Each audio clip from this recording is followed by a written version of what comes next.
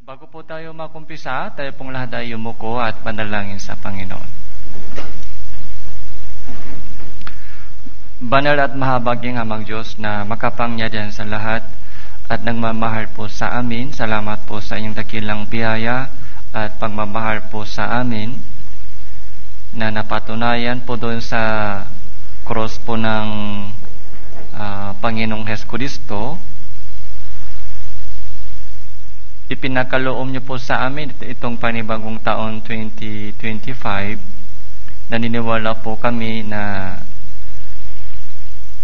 may kaluluwa pa na maliligtas sa mga mahal po namin sa buhay, at banal na kalooban mo ay matutupad po sa buhay ng bawat isa sa amin po dito. Samahan niyo po kami sa oras na ito sa aming pagkikinig at pag-aaral ng inyong salita at sa mga fellowship na idadaos po namin sa inyong pangalan.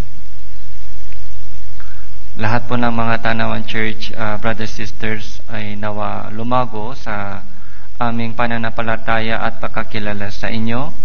Lahat po ng mga ipinapanalangin po namin sa inyong pangalan ay matupad sa panahon ng Panginoon sa pamamagitan ng tulong at gabay mo, Panginoon.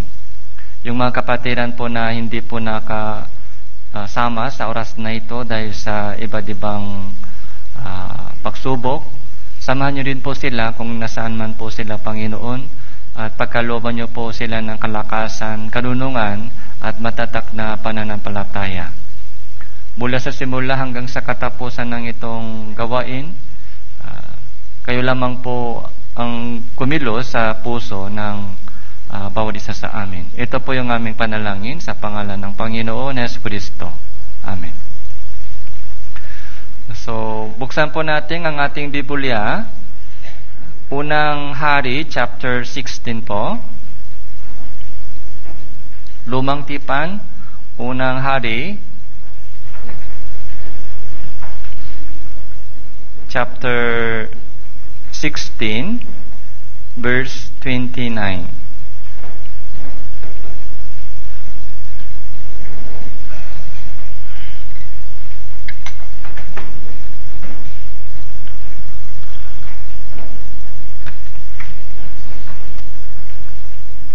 Unang Hari, chapter 16, verse 29.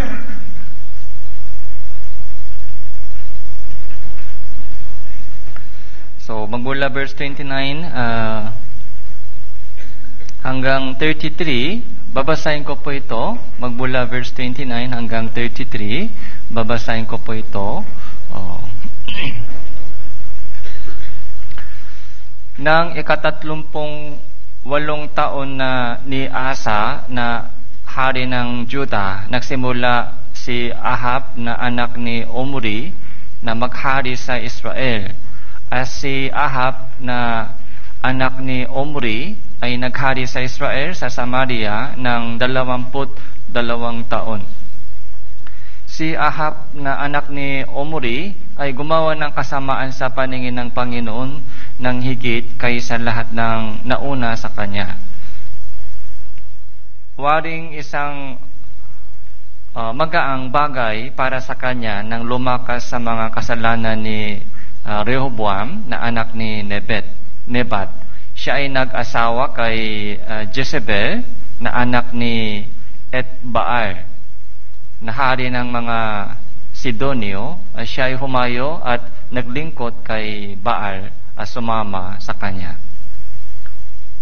Kanyang ipinaktayo ng dambana si Baal sa bahay ni Baal na kanyang itinayo sa Samaria. At gumawa si Ahab ng sagradong poste, gumawa pa ng higit si Ahab upang galitin ang Panginoon, ang Diyos ng Israel, kaysa lahat ng mga hari ng Israel na nauna sa kanya. So,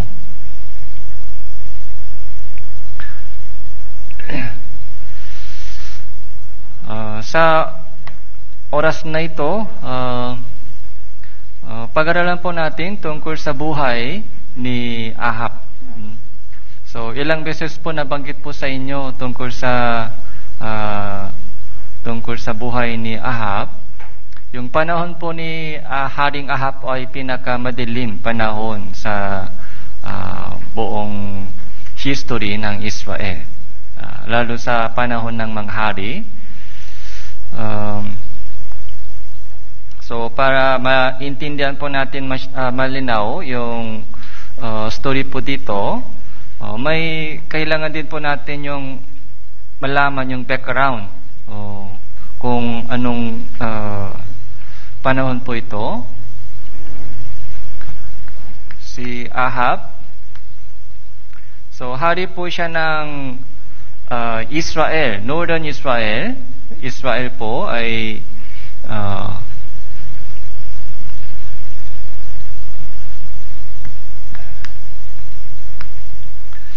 Northern Israel. So, tinatawag po ito Samaria. Okay. Yung Samaria po ay bandang norte. Ito po ay parang capital po ng Northern Israel. Tapos, yung Southern Judah, ito po yung bandang south. Jehoshaphat.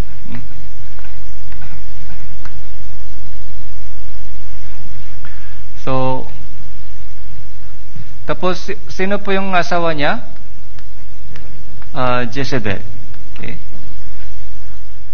Anong lahi po si Jezebel? Israelita po siya, si Jezebel? Hindi po. Ibang lahi. Yung Sidonio, ibang lahi po siya. Kaya, yung lahi po niya ay nagsamba sa Baal. Nagsamba kay Baal. Kaya dinala po niya yung Diyos-Diyosan sa Northern Israel. Kaya dito po, bumaksak po sila. So kinuha po ni Ahab yung kanyang asawa sa ibang lahi. Yung ibang lahi, ano po yung meaning ng ibang lahi? Sa harapan ng Diyos, may dalawang uri ng lahi sa harapan ng Diyos. Yung ating mga nationality, Pilipino ka, Koreano ka, o Japanese, hindi po yan mahalaga. Sa harapan ng Diyos, dalawa lang po yung lahi. Makalangit na lahi, makalupang lahi. Okay? Yung mga anak niya na naligtas, makalangin na lahi. Okay? Okay. Lahat po ng mga tao na hindi pa ligtas, makasalibutang lahi. Okay? Kaya doon po sila sama-sama.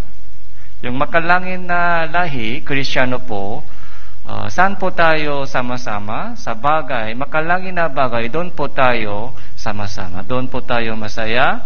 Ngayon, ating mga lingwahe, lingwahe po ng makalangin na lahi ay Bible. Ibang uri ng lingwahe. Okay? Ibang uri ng buhay. So, ito po yung umpisa. So, kinuha po niya, tapos,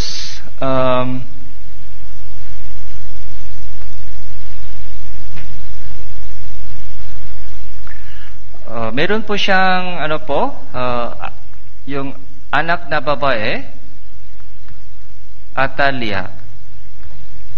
Tapos, Jehoram. Sa ibang Bible po, Jehoram po ay, sa ibang Bible, sulat lang, Joram.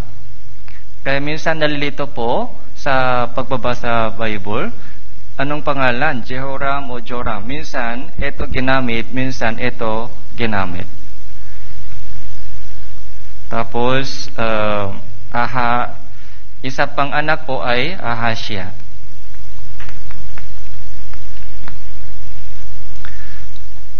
Si Jehoshaphat po,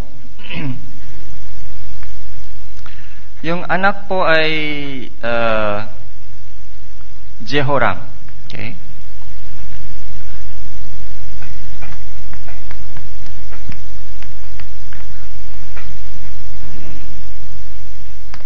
So yung Atalia, siya po yung maging asawa niya, si Jeroboam. Pero pinatay po niya lahat po ng mga kapatid niya.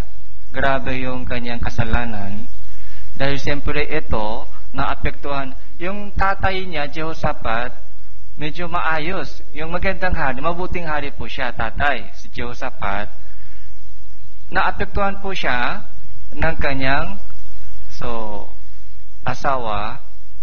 Kaya ano ang dinala niya siyempre? Yung pagsamba sa Diyos-Diyosan, yung Baal, ay dinala po niya dito. Kaya si Jehoram po, isa sa mga pinakamasamang hari sa Juda. Pinatay po niya yung kanyang lahat ng mga kapatid para siya lang gusto niya maghari ng matagal. Okay? So, namatay po siya sa sakit. So, anong pong sakit niya? So, lumabas po yung bituka niya. Lumabas yung bituka sa sobrang hirap sa sakit. So, namatay siya. Nung namatay siya, so meron pong umiyak. So, wala pong umiyak, wala pong malungkot nung namatay siya. Kaya napaka-miserable po yung ending sa buhay ni yung Jehoram. Yung anak niya ay si Jehoshaphat, Ahasias.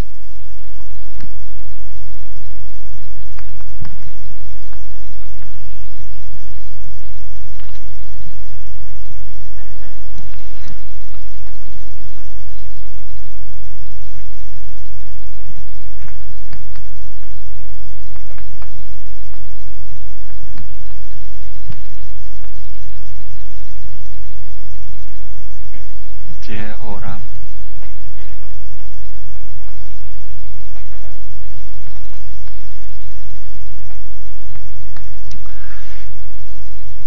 So, si Ahasias po ay anak dito. Okay? Anak.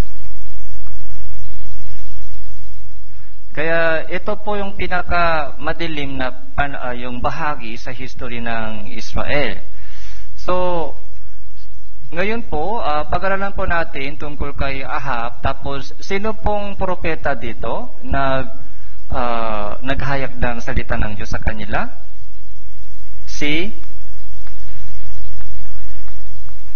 Elia. Si Elia.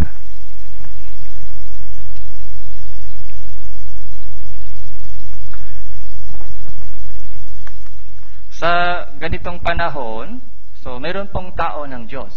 Meron pong taong ginamit ng Diyos, isinugo ng Diyos para sa Kanya. Kaya sa ganitong panahon, yung panahon po ni Ahab, Isabel, yung trabaho ng isang propeta, madali po o mahirap? Mahirap po, mahirap. Kasi puro laban sa Diyos. Pero sa ganitong panahon po, titingnan po natin ngayon kung sino ay naglingkod pa sa Panginoon, kung sino ay ginamit po ng Diyos sa ganitong panahon. So, verse 13, verse 30, si Ahab na anak ni Omri ay gumawa ng kasamaan sa paningin ng Panginoon ng higit kaysa lahat ng nauna sa kanya. Higit. Kaya pinakamasamang hari si Ahab. So, nagkaroon po ng matinding tagutom sa panahon po ni Ahab sa Israel. Chapter 17, verse 1.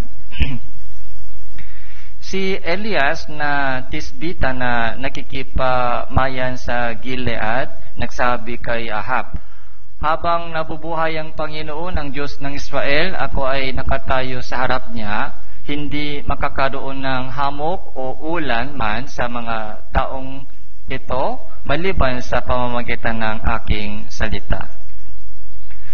So, 3 taon walang ulan. So, ito po ay isa sa mga disiplina po ng Diyos sa buong Israel. Disiplina. So, tagutom. Minsan, ginamit po ng Diyos yung tagutom So bilang pagsubok, bilang training sa atin, pero ito yung pagsubok po dito, yung tagutom ay disiplina o palo ng Diyos. So para magsisipo sila.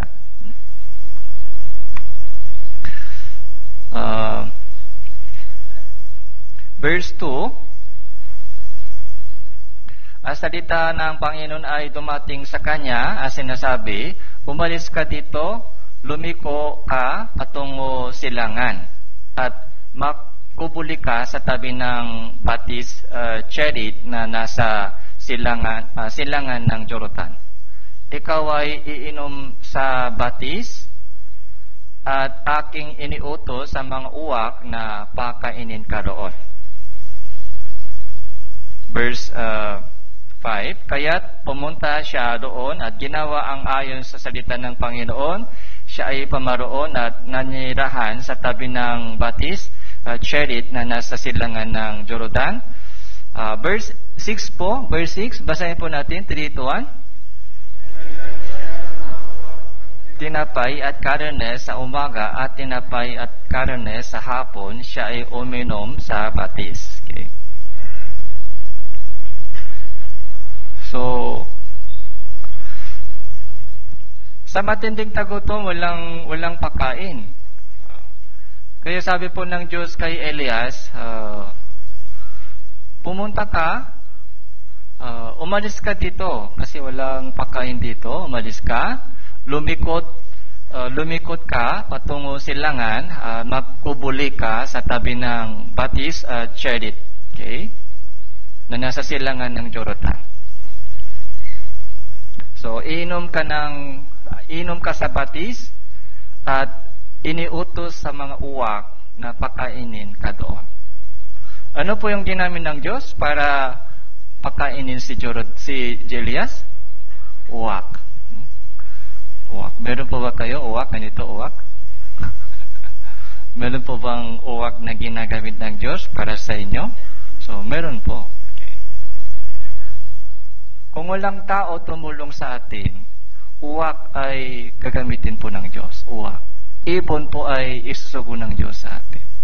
Ano po yung ibig sabihin? Kahit papaano, si Elias po ay hindi po siya pinabayaan ng Diyos. Hindi po natin alam kung paano. Kaya marami po tayong question. Paano? Anong gagawin ko? Minsan natatakot po tayo, nanghihina po yung ating pananampalataya. Pero wag po natin makalimutan. Yung anak niya, anak ng Diyos, hindi po pinapababayaan niya. Hindi po niya iniiwan yung kanyang anak. Kaya yung uwak po ay ginamit ng Diyos para may pagkain si Elias. Si Elia po ay tao ng Diyos. Tayo po ay tao ng Diyos. Anak po tayo ng Diyos. Isang anak ng Diyos ay pinababayaan niya? Hindi. So, verse 6 po, dinalhan siya ng mga uwak, ng tinapay at karne sa umaga at tinapay at karne sa hapon. Siya ay uminom sa batis. Ay, Pastor, walang uwak sa akin. Walang uwak dinadala ng Diyos sa akin. Kung hindi ako nagtrabaho, walang pagkain. Yun po yung mga takbo ng isip. Kung hindi ako kumilos, parang wala. Kung hindi ako kumilos, kung hindi ako gagawa ng paraan, walang nangyayari. Hanggang ngayon, ako ang lagi gumagawa ng paraan, naghahanap ng paraan, kikilos. So, yun po yung mga paraan ng unbelievers.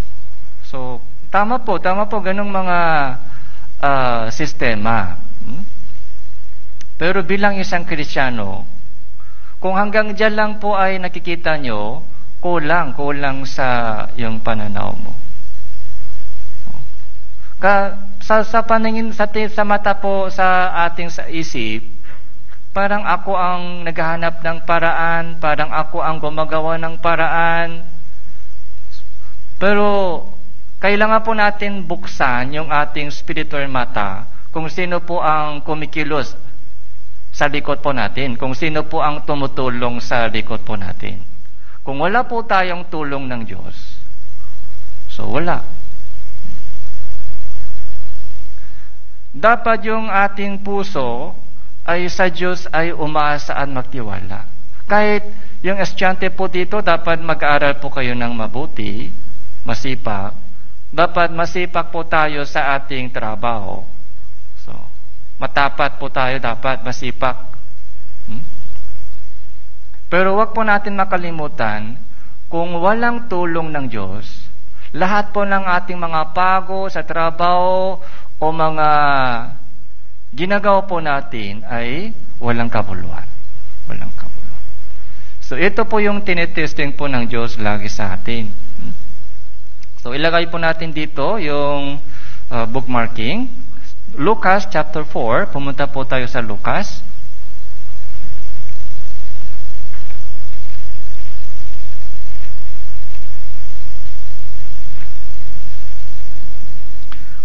Lucas chapter 4, verse 25.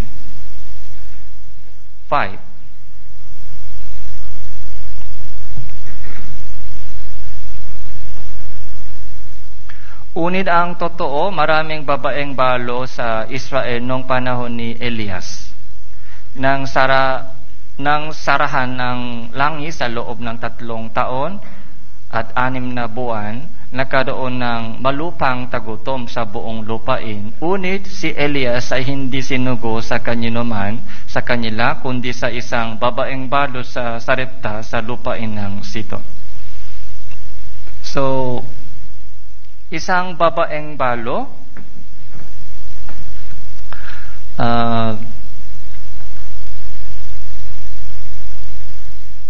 isang babaeng balo sa taga-English po, widow. So, isinugo ng Diyos uwak sa kanya para may pakain po siya. Tapos, isinugo po ng Diyos si Elias dito para sa isang babaeng balo. Sa daming mga babaeng balo, isang babaeng balo sa Sarepta ay may pusong naghanap sa Diyos. So, balik po tayo sa unang hari, chapter 17 po.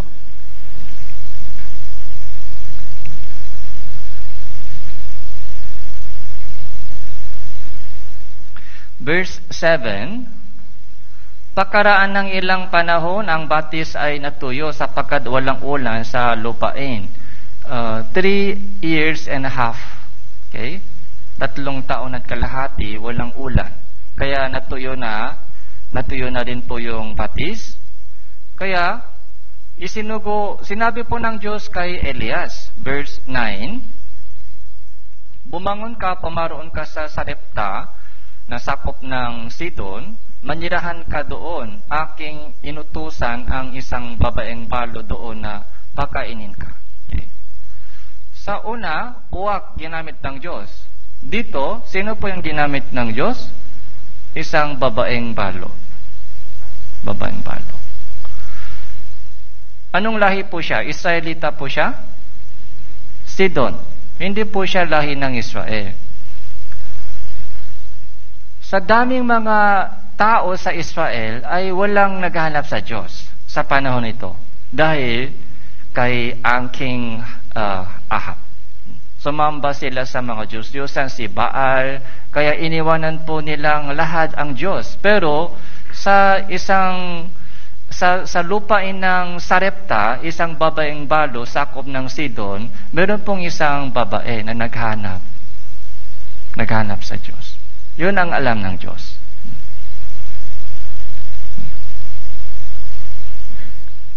Bumangon ka, pumaroon ka sa Batangas, maraming pagkain doon. Tanawan Church, maraming pagkain doon. Hindi po ganon. Sa Israel, mga lungsod, mga city, kahit maraming pagkain doon, Pero hindi po isinugo ng Diyos si Elia doon. Isang babaeng balo. Pagdating po ni Elias doon sa babaeng balo sa Sarepta, ibang sitwasyon. Verse 10.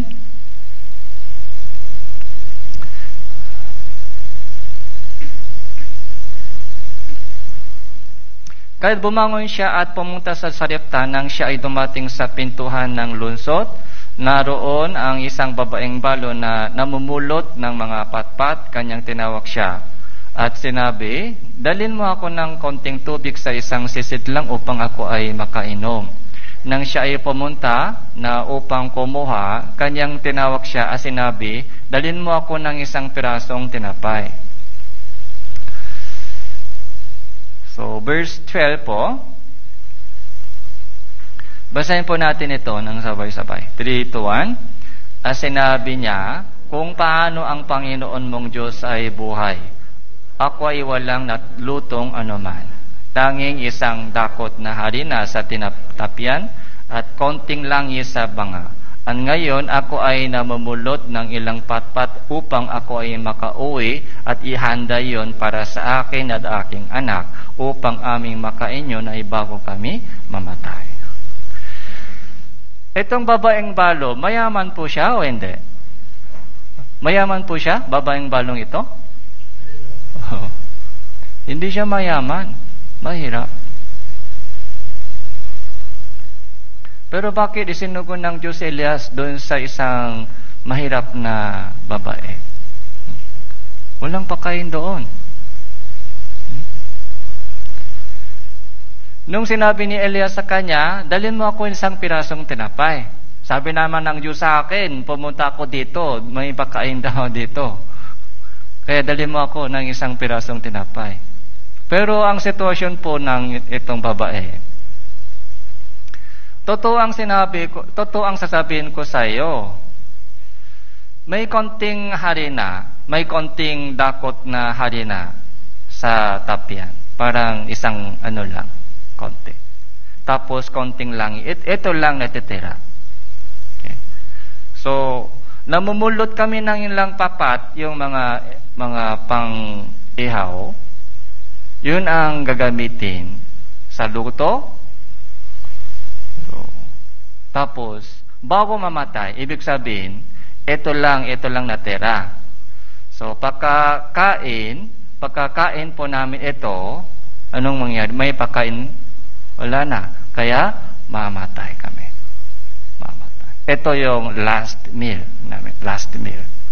Ito yung huling pagkain namin. Huling pagkain. Konting harina, konting langis. Huling pagkain. Pero sinasabi mo pa na ibigay sa inyo. Paano yung anak ko? Kawawa naman.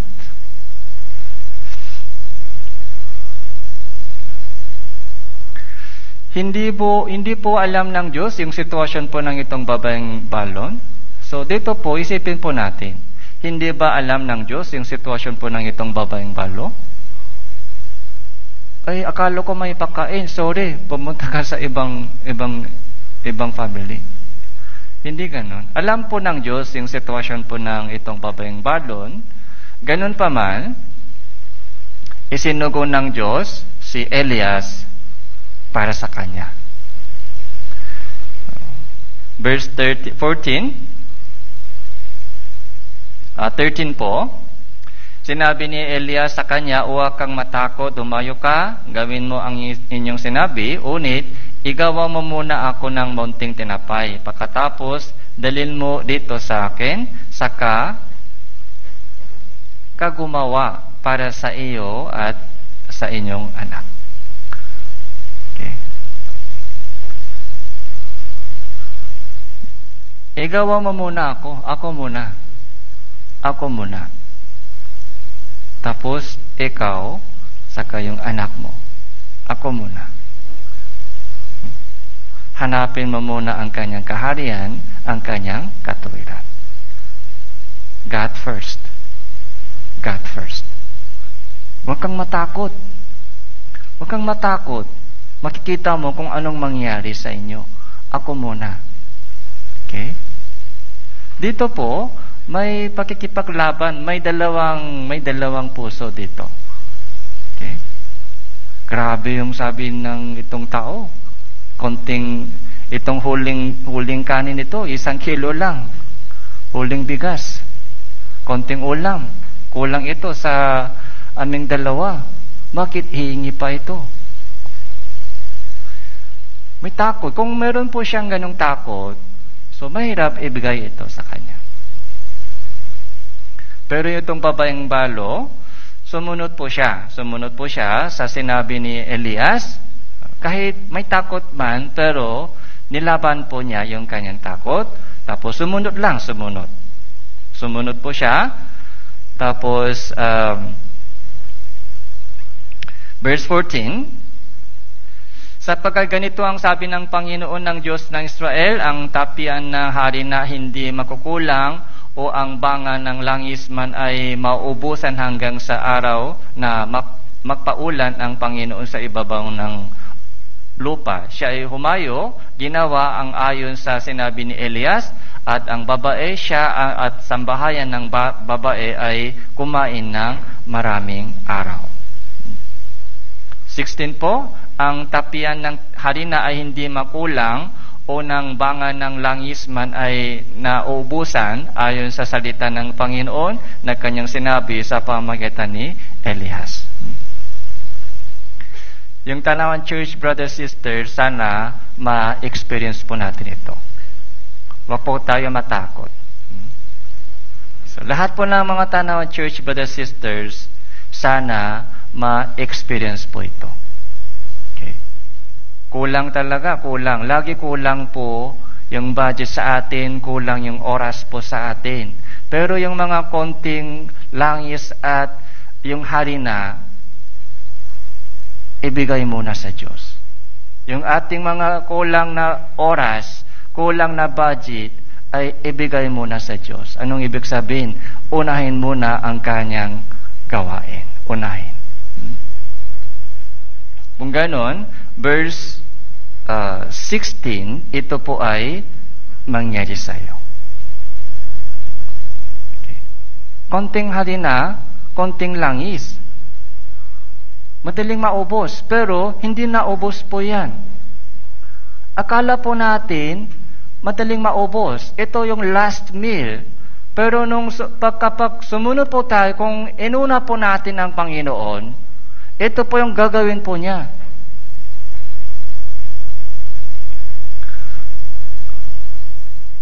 Pero kung wala pong ganyang experience, kung wala pong ganitong ka-experience, ano po yung sinasabi po natin? Panginoon, kayo muna magbigay sa akin. Kung gano'n, ibabalik ko sa iyo. Kayo muna magbigay sa akin. Pero baliktad po ang sinasabi ng Diyos. Ikaw muna. Nasaan yung puso mo? Ano ang mahalaga sa inyong puso? Ikaw muna magbigay sa akin. At makikita mo kung ano ang gagawin ko sa iyo. Ang mahalaga po dito ay yung puso po natin. Yun po yung gusto ng Diyos makita.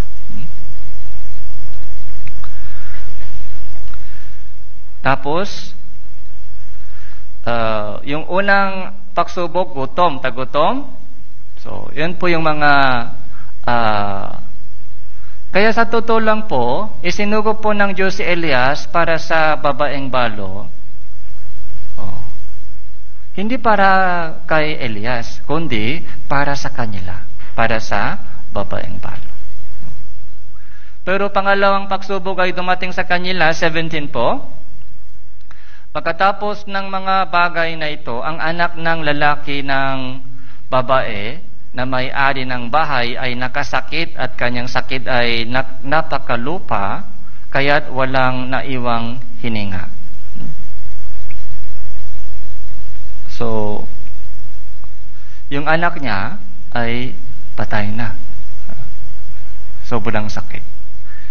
Di ba yung tagutom, tapos yung ano pa po yung pagsubok po sa atin, yung sakit, saka yung yung kamatayan, doon din po natatakot po yung mga tao.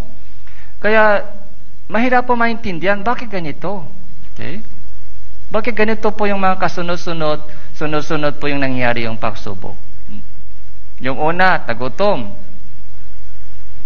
Tapos, yung anak ko ay nakasakit, lupang sakit, at namatay. So, doon po sa puso ng nanay, yung ina, verse 18 po, sinabi niya kay Elias, anong meron ka laban sa akin? O ikaw na tao ng Diyos, naparito ka sa akin upang ipaalala mo ang aking kasalanan o upang patain ang aking anak?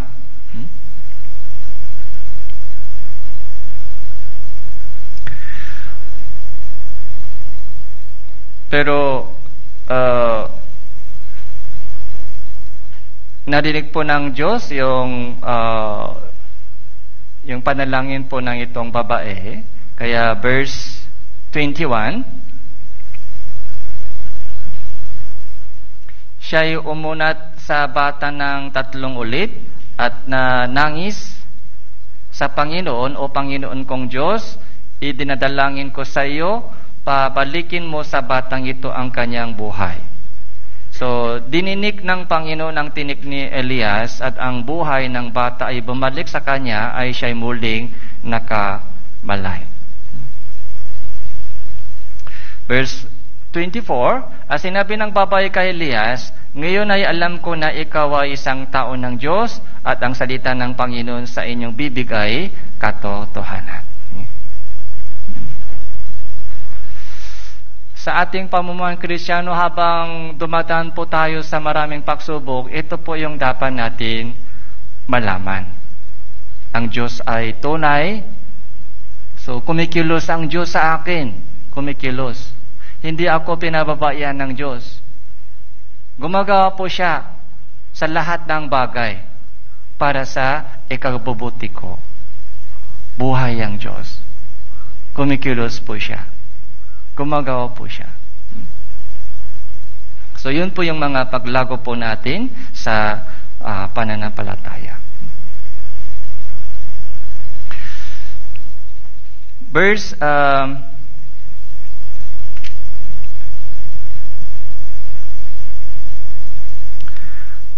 verse 8, chapter 18 po, chapter 18, verse 3. Unang Hari, chapter 18, verse 3.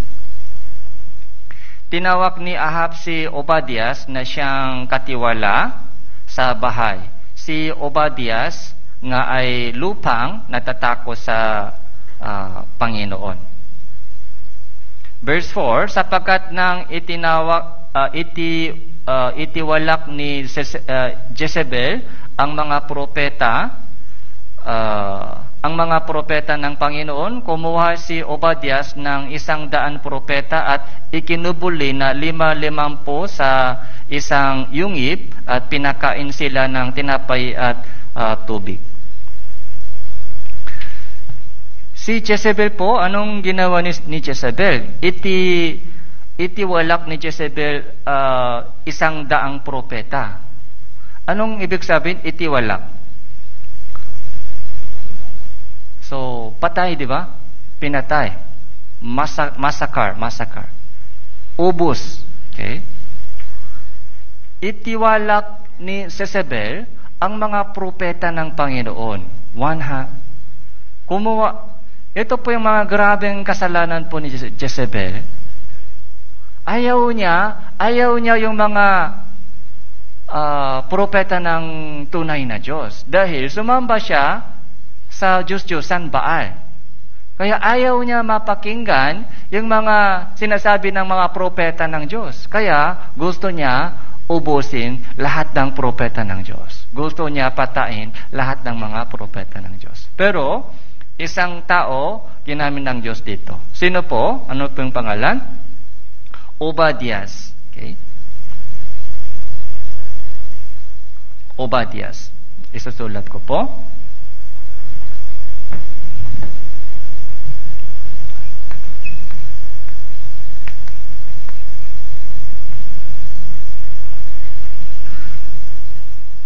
So, ikinubuli po niya. Kumuha po siya ng 100 propeta. Kung hindi, papatayin lahat, maubos lahat. Tapos, ikinubuli po niya mga 50-50, okay, sa yungip. Tapos, binigyan sila ng pakain. Kaya, nakasurvive po yung 100 na propeta. Yung si Obadias po, ay lupang natatakot sa Panginoon. Yung lupang natatakot sa Panginoon, si Obadias. Si Jezebel po, takot po siya sa Panginoon, si Jezebel? Walang takot. Kaya, pinatay po niya yung tao ng Diyos. Pinatay niya yung mga propeta ng Panginoon. Pero si Obadias po, ay fear. Yung takot po dito, hindi po yung mga ordinaryong takot. Takot na may kagalingan. Kagalangin. Yung respeto, ano po? So, galang. Takot na may galang. Si Obadias. Naniwala po siya sa Diyos kahit sa panahon po ni Ahab. Okay? Puro mga propeta ng mga Baal. Mga Diyos-Diyosan. Pinapatay ni Jezebel lahat po ng mga propeta ng Panginoon. Nakakatakot na panahon po ito. Pero, hindi po niya iniwanan po yung kanyang pananampalataya. Okay. Nasa posisyon po siya dito. Nasa posisyon. So, di ba? Katiwala sa bahay ng Haring Ahab. Ibig sabihin, mataas po yung posisyon niya. Katiwala po siya ng bahay ng King Ahab. Ginamit po niya yung kanyang posisyon. Ginamit po niya yung kanyang kapangyarihan para sa Panginoon. Ginamit po niya. Okay. Natakot po siya. Natatakot din po siya sa ganung mga sitwasyon. Kung nahuli po siya, kung nalaman ni Ahab kung anong ginawa ni Obadias, anong mangyayari? Anong gagawin po ni Jezebel? Papatayin siya. Papatayin din po siya. Ganun pa man yung sitwasyon, natatakot, pero ginamit po niya yung kanyang posisyon, yung kanyang kapangyarihan para maprotektahan po yung mga propeta ng Panginoon.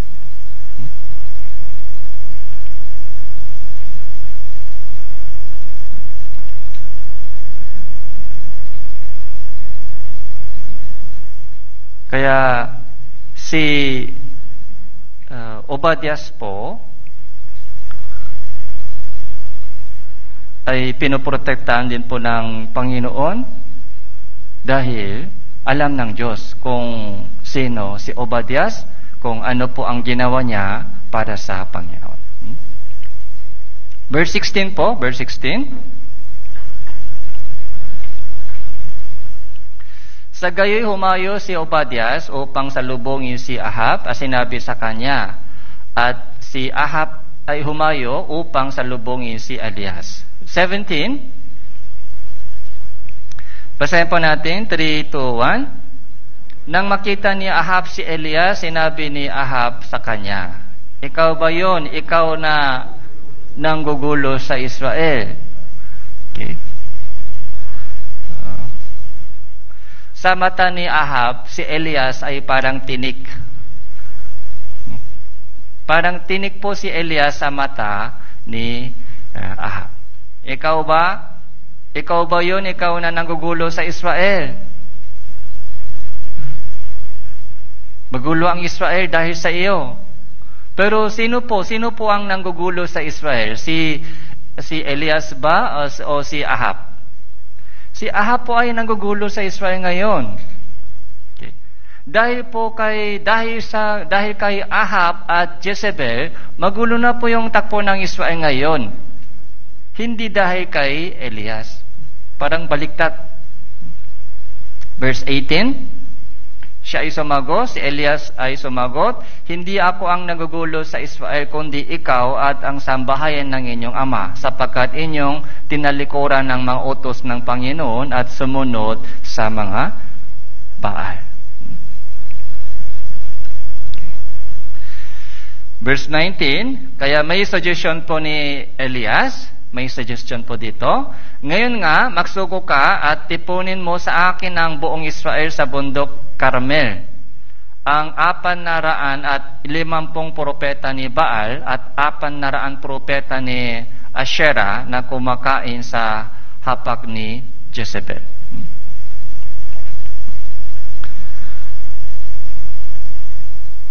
So, tipunin mo lahat po ng mga propeta mo. Propeta ni Baal, 450. Propeta ni Asherah na 400. Bali, 850 na propeta, tipunin mo lahat. Tapos, tingnan po natin kung sino po ang nanggugulo sa Israel. Tingnan natin kung sino po ang totoo sa harapan ng Diyos. Parang,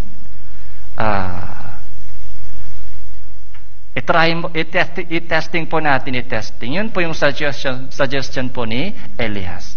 Si Elias po, kahit siya lang po nag-isa sa harapan ng Diyos, okay, hindi siya natakot. Mari po, matakot po siya dito agad. Mari po, papatayin siya ni Ahab dito agad. Pero hindi po siya natakot, hindi po siya umatras. So, matapang na spirit.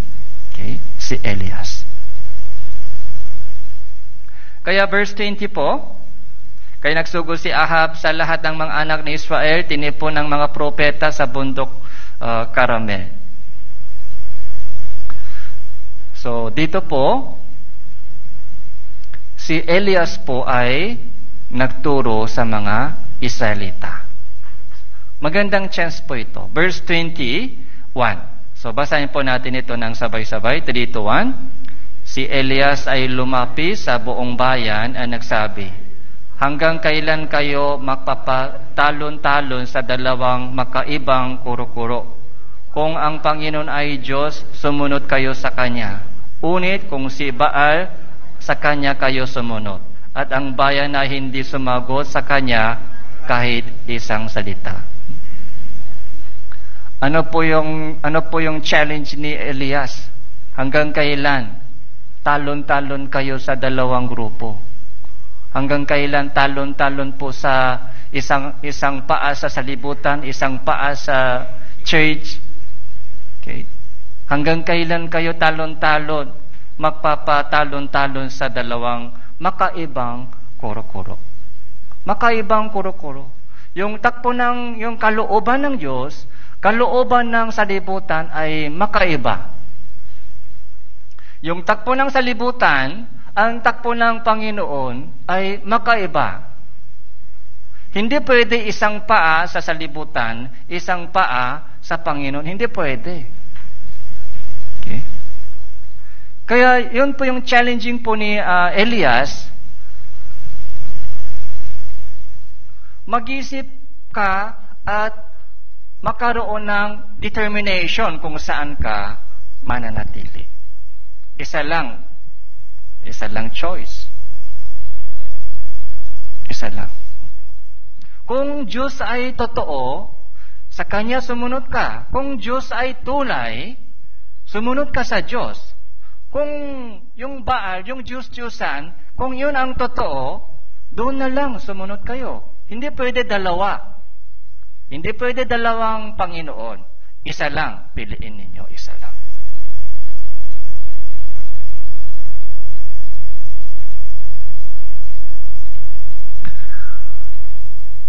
Kung nandito po si Elias sa ating panahon, ganun din po ang sasabihin po niya sa atin. Si Elias. Kung Diyos ay tunay, doon na lang sumunod kayo. Kung hindi siya totoo, mag-focus ka lang kayo sa salibutan, sa trabaho, sa pag-aaral mo, sa mga pangarap mo sa buhay, sa plano mo sa mundong ito. Doon ka lang mag-concentrate, mag-focus kung hindi siya totoo. Pero kung totoo siya, kung tunay ang Panginoon, sumunod kayo sa Kanyang kalooban. Kung ano ang kalooban niya. Yun ang mahalaga. Tapos,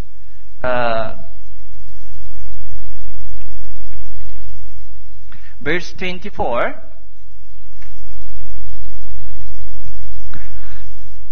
Ito po yung sinabi ni Elias sa mga propeta ni Baal. Tawagin ninyo ang pangalan.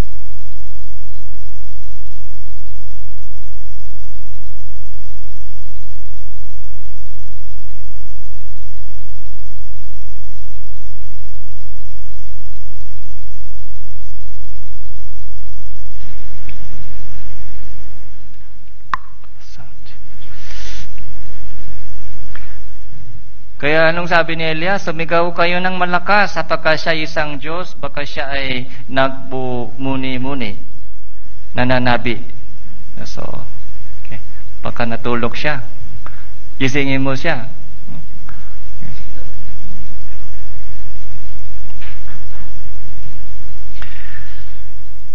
So, hindi pwede sumagot si Baal dahil hindi siya totoo. Hindi pwede sumagot si Baal, hindi siya totoo. Hindi niya pinapakinggan yung panalangin po nila. Okay? Pero ang Diyos, pinapakinggan po niya lagi yung ating panalangin. Okay? Buhay siya. Kaya ang sabi po ni Elias, gisingin mo yung Diyos ninyo. Okay? Baka tulog na, magsigaw kayo. Nasaan na siya? Nasaan? Hindi sila tunay, hindi sila totoo. 450 na propeta ni Baal, 400 na propeta ni Asherah. Okay? Nasaan sila?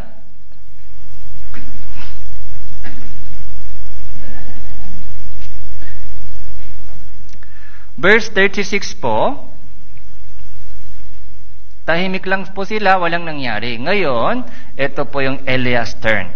Ganito po yung sinabi ni Elias sa Diyos. Verse 36. Basahin po natin verse 36, 3, 2, 1. Sa oras na paghahandog ng alay sa hapon, si Elias na propeta ay lumapit at nagsabi, O Panginoon, Diyos ni Abraham, ni Isaac, at ni Israel, ipakilala mo sa araw na ito, na ikaw ay Diyos sa Israel, at ako ay inyong lingkod, at aking ginawa ang lahat ng bagay na ito sa inyong pag-utos. Okay. Ipakilala mo sa araw na ito. Ipaalam ninyo sa araw na ito. Ipakilala mo sa araw na ito. Hindi nila alam, Panginoon. Ipakita mo sa kanila na ikaw ay tunay na Diyos. Ikaw ay tunay na Diyos. Totoong Diyos. Pangalawa, ako ang inyong lingkod. Okay? Kung totoo po ang Diyos, yung lingkod ng Panginoon ay totoo din.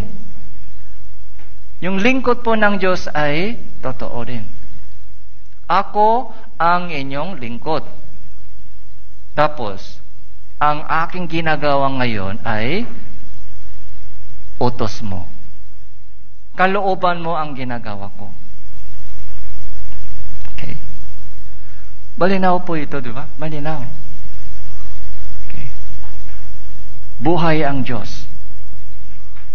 Tapos, ako ang kanyang anak. Okay. Yung identity po ito, identity. Kung sino tayo. Kung sino ako, identity. Ako ang isang lingkod ng Diyos. Kung nakilala po natin ang tunay na Diyos, yung ating identity ay nagiging malinaw. Ako ang anak niya, ako ang lingkod niya. Kaya ang gagawin ko sa buhay, hindi po yung mga sariling kalooban. Ang kalooban ng Diyos ay ginagawa ko. Yun po yung mga prayer po ni Elias.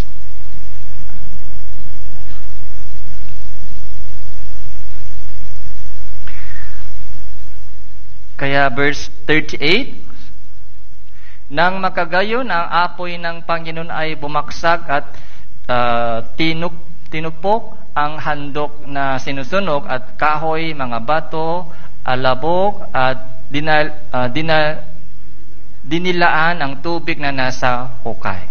Lahat, okay, ay dinilaan.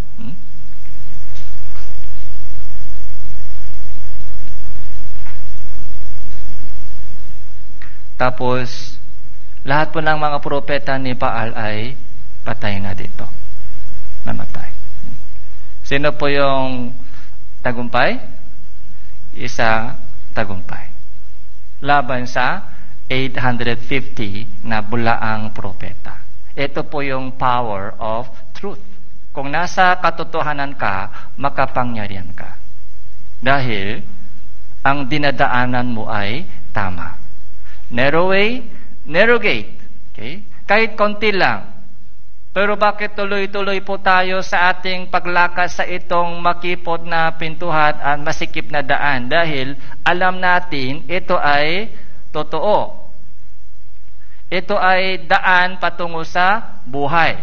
Doon sa kabilang grupo, marami po sila, parang masaya po sila dahil maraming kasama, maluwak, malapad yung daan, pero hindi po nila alam kung saan po sila darating. Kaya tuloy-tuloy po sila sa kanilang nilalakaran. Yung power of truth. Yung Elias po ay nagpapakita po sa atin kung gaano kadakila po yung kapangyarihan ng katotohanan.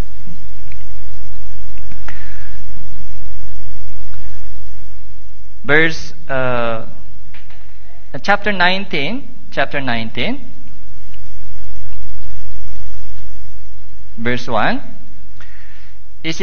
Isinalaysay ni Ahab kay Jezebel ang lahat ng ginawa ni Elias at kung paano kanyang pinatay ng tabak ang lahat ng mga propeta. Verse 2, nang makagayon, nagpadala si Jezebel ng sugo kay Elias na nagsabi, gayon din ang gawin sa akin ng mga Diyos at higit pa, kung hindi ko gagawin ang buhay mo na gaya ng buhay ng isa sa kanila bukas sa ganitong oras. So, ano pong ibig sabihin? Galit na galit si Jezebel, papatayin kita hanggang bukas ng ganitong oras. Galit na galit si Jezebel, yung asawa ng hari, nagsugo ng isang tao. Kung hindi ko gagawin ang buhay mo na gaya ng buhay ng isa sa kanila, isa sa mga propetang Baal, maraming propeta ko ay pinatay mo. Kung hindi ko gagawin yon sa inyo, so hindi ako buhay. Okay? So, dito po, si Elias. Kaya siya ay natakot, bumangon siya at umalis upang iligtas ang kanyang buhay at dumating sa Beerseba na sakop ng Juda na iniwan ang kanyang lingkod doon. So, si Elias po, kahit matapang po siya sa kanyang ministry, pero sa katagalan po ng ganitong panahon, so lagi kinakatakutan po niya. So natatakot yung mga maraming mga tao, yung si Ahab, si Jezebel, yung mga propeta ni Baal, lagi laban sa kanya. Kaya dumating na po dito yung panahon na nanghina si si Elias nanghina. Parang pagod na siya. Pagod na siya sa ganitong mga sitwasyon. Ganito po yung maaari po ganito po yung mga question, yung tanong sa puso niya. Hanggang kailan ganito? Hanggang kailan?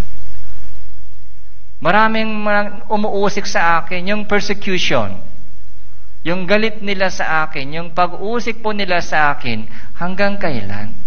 Hanggang kailan? Parang walang katapusan. So, verse 4 po, so uni siya ay nagdagpay ng isang araw patungo sa ilang at dumating at umupo sa ilalim ng isang punong kahoy. Siya ay humiling na siya ay mamatay na sana.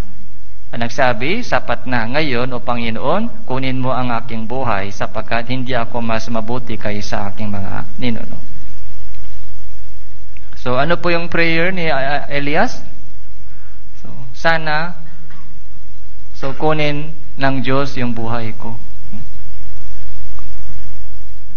Sana mamatay na ako. Sapat na. Enough na yung mga kahirapan ko sa buhay. So, minsan ganito po yung prayer po natin. Pag lubog na tayo sa mga problema, pag lubog na po tayo sa mga pagsubok, kahirapan, minsan ganito po yung mga prayer po natin. Sana kukunin ng Diyos yung buhay ko. Nanghina siya dito. Nanghina. Ganon din po yung Christian life natin. Kapag nanghina po tayo sa ating Christian living, normal po yan, normal. Normal. Kahit si Elias po, ay ganito po ang nangyari. After tagumpay. Di ba yung tagumpay po niya sa bundok Carmel? So, amazing. Victory. After that, so dumating po yung ganitong time na nanghina siya, bumaksak po siya. Parang pagod na. Hanggang kailan? Ganitong mga pagsubok ko. Kaya kunin mo, Panginoon, ang buhay ko. Ayoko na, pagod na ako. Kaya dito po, anong ginawa ng Diyos? Anong ginawa ng Diyos sa kanya? Kukunin kita? So dito po, ang Diyos po ay nang aliw sa kanya. So verse 5 and 6 po, siya ay naghiga at natulog sa ilalim ng punong kahoy na enebro. Labit siya ng isang anghel, sinabi sa kanya, bumangon ka at kumain. Siya ay tumingin, nasa kanyang ulunan ang isang munting tinapay na niluto sa nagbabangang bato at isang bangang tubig. Siya ay kumain, uminom at buling nahinga. So kailangan po yung pahinga dito. Burnout, minsan burnout po kayo, burnout. Sa daming mga trabaho, mga stress, okay? Kailangan po minsan yung pahinga. Pero yung ating pahinga po, kailan po nangyari sa atin yung pahinga? Okay. Yung uminom ka at kumain ka, ito po yung mga personal fellowship po natin sa Diyos. Personal fellowship po natin sa Panginoon. Yung prayer, through prayer, tapos yung meditation sa words of God. Physically po, minsan, kailangan din po yung pahinga.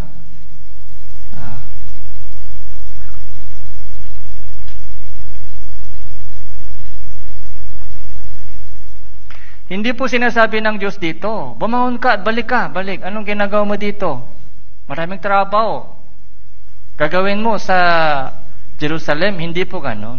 Sinabi po ng anghel, so gusto kong malaman sino po ang nagluto ng tinapay po ito. Anghel ba o may kusina ba? Sarap.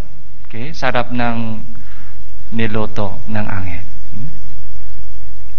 pahinga ka dito. Pahinga. Saglit, pahinga ka muna dito. Okay. Bago bumalik ka sa ministry o bago bumalik ka sa... Dapat may energy muna. Paglubat po, paano? Paglubat po tayo, paglubat na isang cellphone, paano gagamitin po yan? Paglubat na yung cellphone, anong gagawin po natin? Charging muna, charging. Paglubat na, bago maglubat, kaya araw-araw, kailangan po natin yung charging. Habang nagsa-charging, sana hindi gagamitin po yun. Mga charging na lang, charging. Yung pinaka-charging po natin ay, ano po yung charging?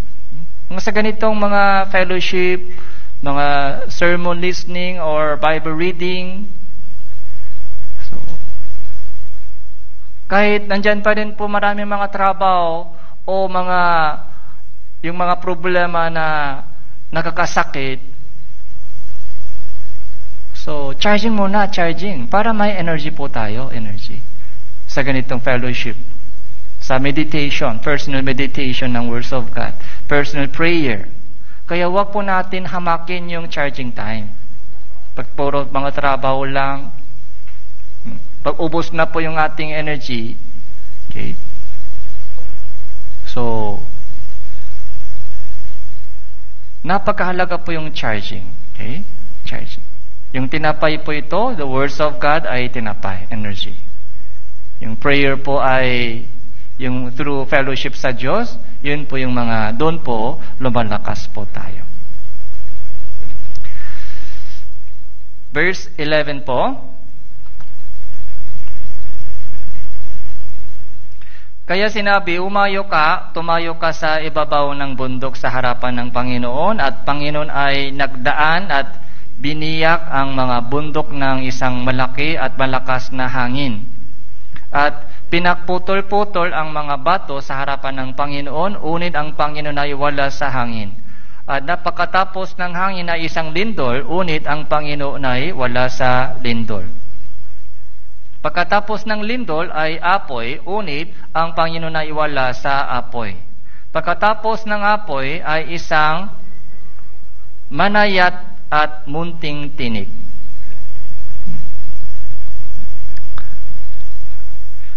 So, may hangin, may lindol, may apoy. Doon po ba may Diyos? Wala. Ang Panginoon ay wala sa hangin, wala sa lindol, wala sa apoy. Pagkatapos ng lindol, Panginoon ay wala sa apoy. Pagkatapos ng apoy, isang banayat at munting tinik.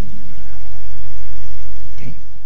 Yung banayat at munting tinik, small voice. Small voice. Ito po yung naririnig po ninyo sa prayer. Kailangan po natin yung quiet fellowship with God every day. Doon po marinig po ninyo ang small voice po ito. Patayin yung cellphone, okay? Mga ingay sa ating mga buhay. So, kailangan po natin yung mga meditation, fellowship sa Diyos. Okay? Marinig po natin yung small voice. Ganito ang gagawin mo, anak. Pag maingay, marinig po ba yung small voice? Pag maingay, marinig po ba natin yung small voice? Hindi. Kaya sinasabi ng Diyos sa atin, pag hinahanap po yung voice ng Diyos doon sa lindol, sa apoy, sa mga hangin, wala. Okay?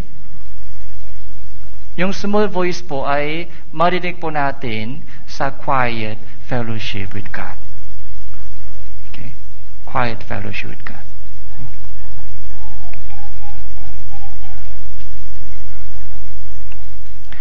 Tapos, isa pang aliw po ng Diyos kay Elias, verse 18 po. Gayon may mag-iwan ako ng 7,000 sa Israel, lahat ng tuhot na hindi pa lumuhod kay Baal, at bawat bibig na hindi pa humalik sa kanya. Okay? Sa buong Israel,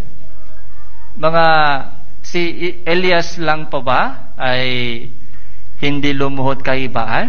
O meron iba pa? May 7,000. Okay? Mag-iwan ako ng 7,000 sa Israel. 7,000 na hindi pa lumuhod kay Baal.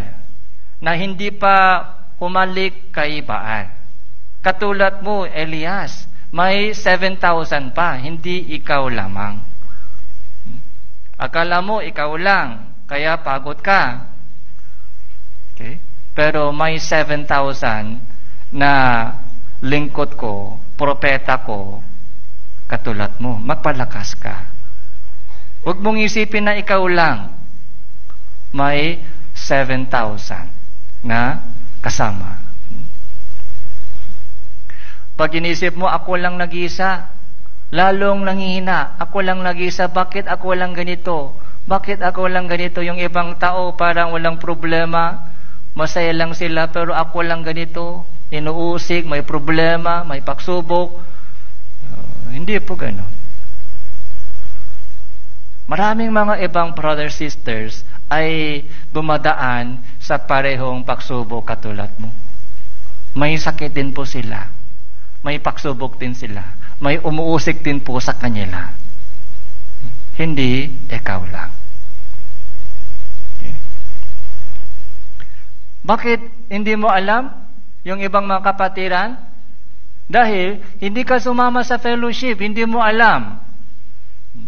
Pag sumama ka sa fellowship, pag sumama ka sa mga retreat, pag marinig mo yung mga testimony po nila, doon mo malalaman mo, ay marami pala. Akala ko konti lang. Pero marami pala na dumadaan sa ganitong mga pagsubok katulad ko. Okay. Nagtatagumpay po sila. Marami pala. Akala ko konti. Pagdating po natin sa langit, makikita po natin sobrang daming mga anak ng Diyos. Okay. Doon po, magpupuri po sa Panginoon na malakas na boses.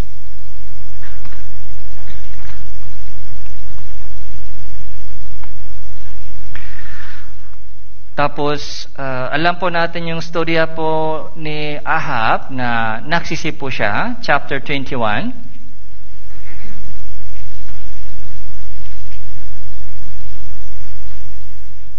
Chapter 21, verse 25.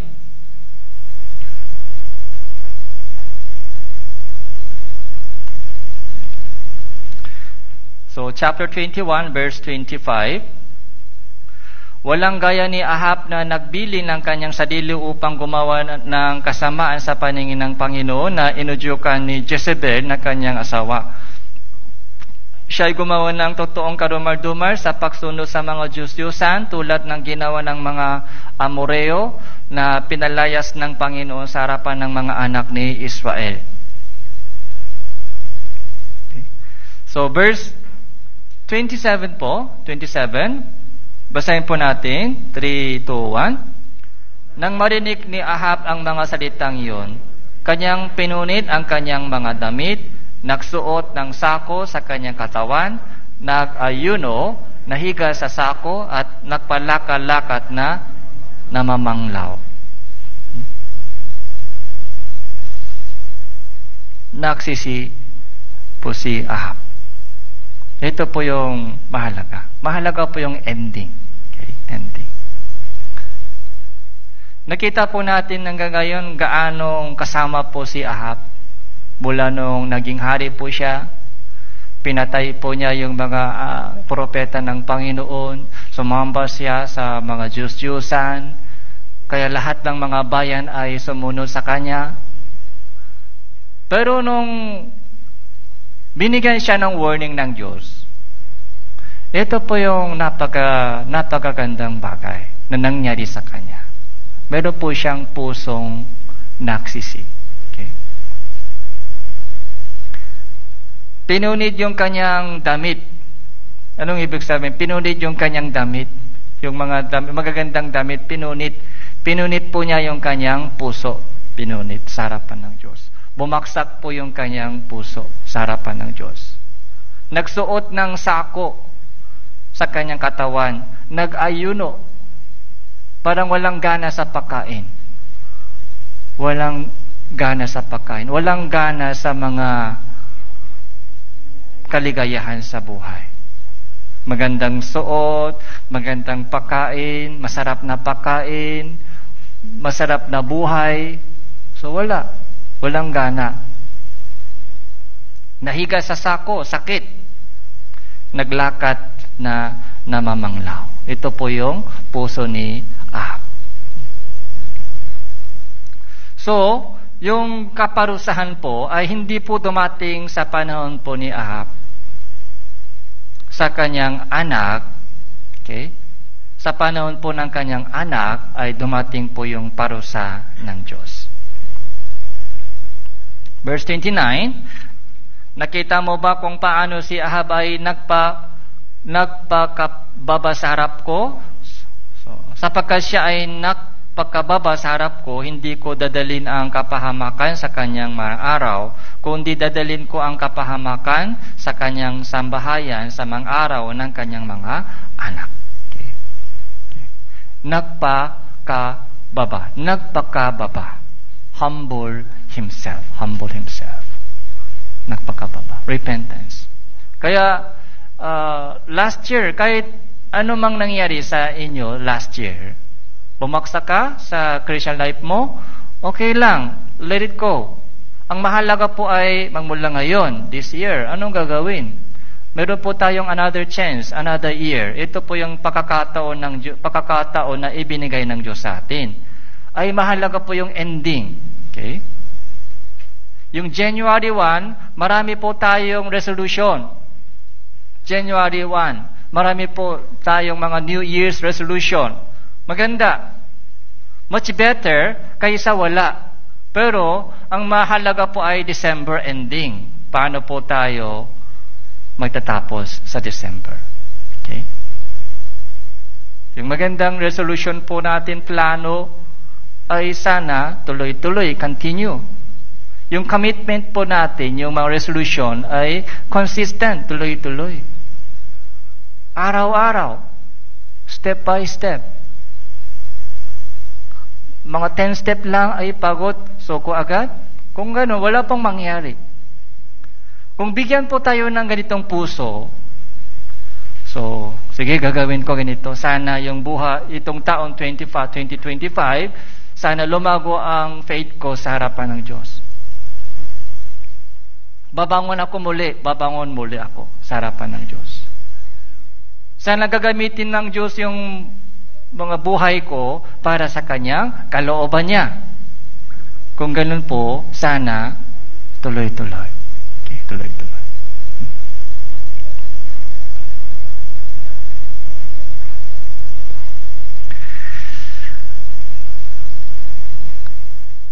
Sa chapter 22, meron pong isa pa, si Micaiah.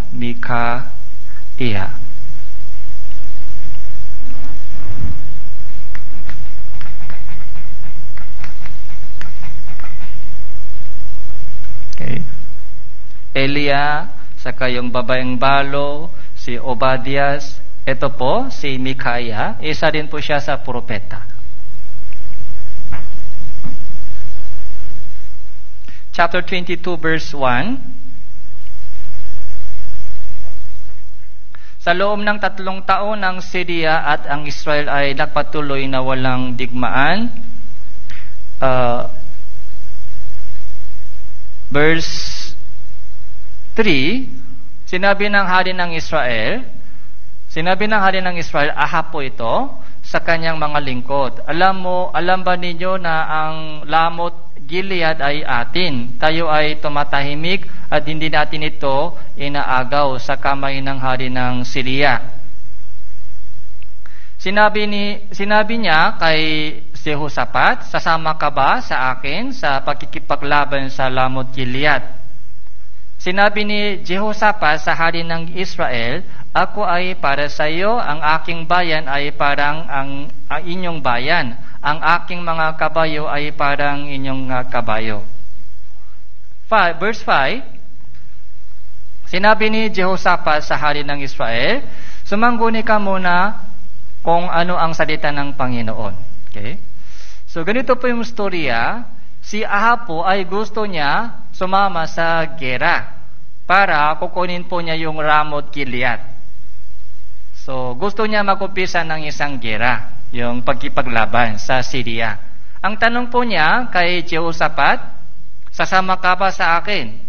Okay, sasama ka ba sa akin? Ito po yung usap sa pagitan ni Haring Ahab at Haring Jehoshaphat. Okay? Sasama ka ba sa akin? Ano po ang dapat sabihin ni Jehoshaphat? Hindi pwede. Hindi pwede. Ang pinakakasalanan po ni Jehoshaphat po, dapat hindi siya sumama doon sa ginawa ni Ahab. Pero noong naimbitahan po niya si Jehoshaphat, sasama ka ba sa akin? Sama ka. Ito po yung invitation po ng mga makamundong kaibigan. Sama ka dito, sama ka. Masaya dito. Sama ka. Dapat sabihin po natin, hindi pwede. No, hindi pwede. Bilang isang Kristiyano, hindi ko gagawin yan. Hindi pwede. Ayaw kong gawin yan. Dahil po sa kanyang fellowship kay Ahab, okay? Anong sinabi ni Jehoshaphat? Anong sinabi ni Jehoshaphat kay Ahab? Ako ay para sa iyo. Aking bayan ay inyong bayan. The same family. Magandang banding tayo. Sasama ko sa iyo. Yun po yung kasalanan po ni Jehoshaphat. Dahil po sa itong alay, bumaksak po sila lahat. Pero isang mabuting bagay, sinabi ni Jehoshaphat, sumangguni muna tayo. Sumangguni muna tayo kung anong sabi ng Panginoon. Siyempre, yung sa kalooban po ng Diyos ay hindi po tuloy-tuloy sila sa pagkikipaglaban. Pero maraming mga bulaang propeta, verse 6 po, nang makagayon, tinipon ng hari ng Israel, Ahab, ang mga propeta. May 4 na rang lalaki, sinabi sa kanila, hahayo ba ako laban sa Ramoth Gilead upang makipaglaban o magpaparaya ako? Sinabi nila, umahon ka sapagkat ibibigay yun ng Panginoon sa kamay ng hari. Yung 400 na propeta ni Ahab, anong sinabi po nila? So, tuloy kayo. Umahon ka sapagkat ibibigay ng Diyos sa iyo yung Gilead Lamon. Tutulungan ka ng Diyos. Pero tama po, totoo po ba yung sinabi nila? Hindi. Sinungaling po sila, sinungaling. Yung kanilang mga sinasabi ay hindi galing sa Diyos, galing sa sariling isip. Hindi nila alam kung ano ang kalooban ng Diyos. Basta yung message po ng bulang propeta, blessing ng blessing lagi, blessing. Okay. Pero ano ang ginagawa mo? Sana tutulungan ka ng Diyos. Ganun po ba yung blessing ng Diyos? Kahit ano mang ginagawa po natin, may blessing po ba ng Diyos? Hindi. Kung iyan ay kalooban niya, ay tutulong ng Diyos. Pero kung hindi po yan kalooban ng Diyos, may tulong po ng Diyos? Wala.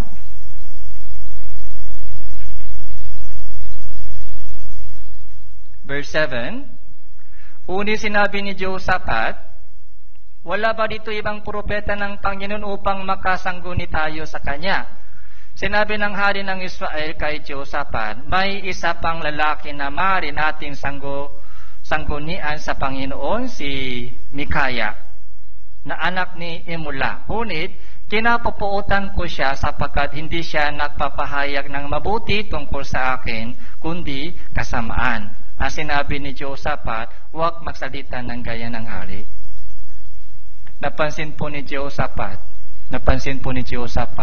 yung mga sinasabi ng 400 na propeta ay parang sinungaling. Parang hindi totoo. Kaya nagtanong po si Jehoshaphat, wala ba tayo ibang propeta dito? Parang hindi totoo sila.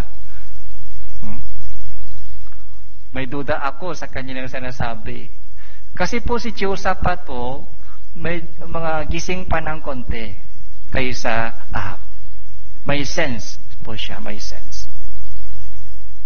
Kaya hinahanap pa ni Jehoshaphat, meron pa ba isang ibang propeta dito? Sabi ni Ahab, meron isang lalaki, pero ayaw ko sa kanya. Yung sinasabi niya sa akin, puro masama. Walang blessing sa akin, hindi katulad ng ibang mga propeta, 400. Kaya ayaw ko sa kanya. Anong pangalan niya? Mikaya. Isa lang. Katulad po ni Elias, Mikayas. Kaya sabi po ni Jehoshaphat, tanungin natin siya. Tanungin natin. Sumangguni tayo sa kanya.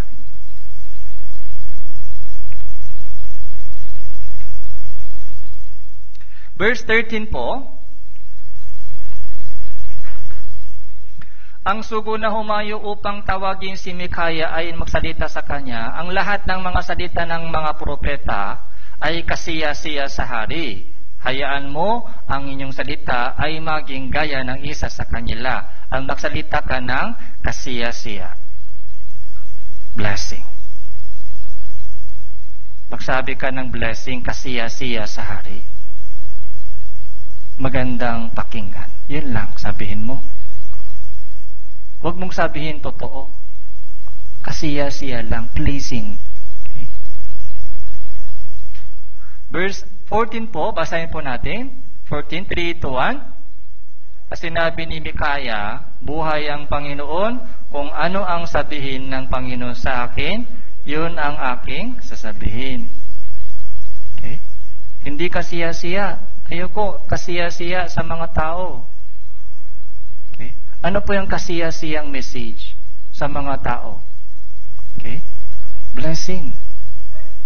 Kahit ano mang ginagawa mo, so sasamahan ka ng Diyos, tutulungan ka ng Diyos. Pero hindi po totoo yan. Dapat buksan po natin yung Biblia para malaman kung ano ang kalooban niya. Dapat doon po tayo sumunod. Sumangguni muna sa katotohanan sa Biblia. Hindi po yung mga kasiya-siyang mensahe ng tao. Maraming tao po yung mga mahal po natin sa buhay na hindi pa ligtas. Patungo po sila sa kapahamakan. Kung hindi po sila ligtas, dahil hindi po sila ligtas, okay? Patungo po sila sa kapahamakan sa impyerno. Yun ang katotohanan. Kaya kung hindi po natin ipaalam sa kanila yung kanilang kapalaran, kung hindi ka ligtas, mapapahamak ka sa impyerno, dapat sabihin po natin sa kanila.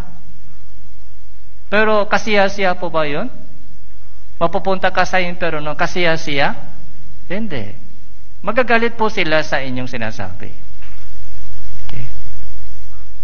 Bakit puro salvation, impyerno, kapahamakan, kamatayan? Bakit puro ganun yung mga sinasabi mo sa akin? Nagdadasal din ako sa Diyos. Naniniwala din ako sa Diyos. Ikaw lang baligtas. Bakit puro ganung mga sinasabi mo sa akin?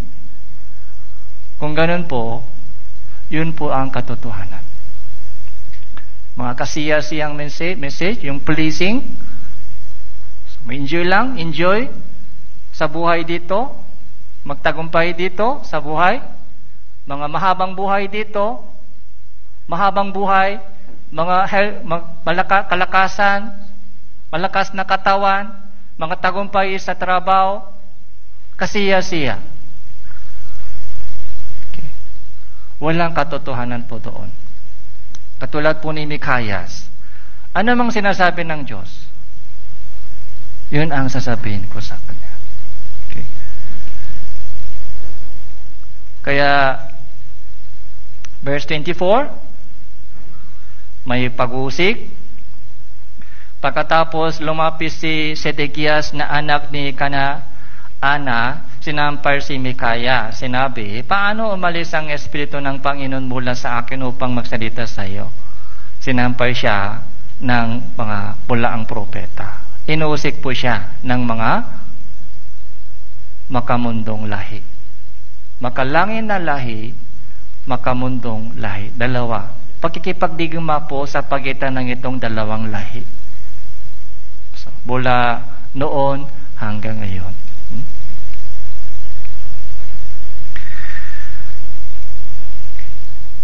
Kaya dito sa chapter 22, si Ahab po ay namatay. Okay? Namatay. So, tingnan po natin yung maraming mga tao dito. Isipin po natin, sino po ay tayo po, yung buhay po natin ay katulad po nino dito. Malapit po ba tayo kay Elias o Obadias o Mikayas o widow, yung babaeng balo? Babaeng balo, kahit konting hari na alangis lang, inuna po niya yung tao ng Diyos. Kaya na-experience po niya yung tulong ng Panginoon sa buhay niya. Sumigaw po si Elias sa buong bayan ng Israel, hanggang kailan? So, magpapatalon-talon kayo sa dalawang guro. Okay, dalawang grupo. Dapat mag-choice ka ng isa. Okay. Maaari po tayo ay katulad po ng mga Israelita, yung bayan, na nagpapatalon-talon sa dalawang grupo. O si Ahab, si Jezebel, okay? Sila po yung kumakatawan ni Satanas, pagkilos ni Satanas. May pag-uusik. Okay? Minsan nanghina po tayo, katulad po ni Elias, pero may aliw po ng Diyos. Kaya ngayon po, sana sa pamagitan ng storya po ni Ahab, so